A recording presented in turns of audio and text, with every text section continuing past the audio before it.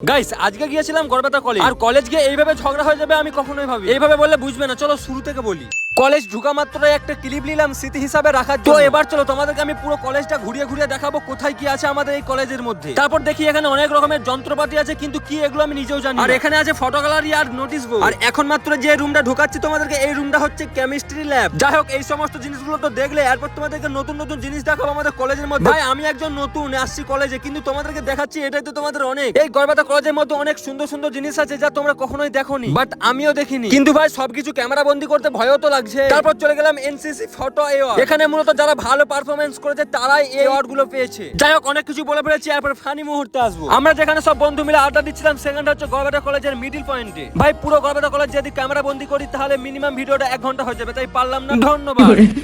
আর এইখানে আমার যে কটা বন্ধু আছে সবগুলোই সিংহ। ভাই সরি সিঙ্গেল না, মানে তারাই বলছিল আর কি। যাই হোক, নেক্সট ভিডিও ধামাকাদার আসছে ভাই, ফলো করে নাও। A few moments later.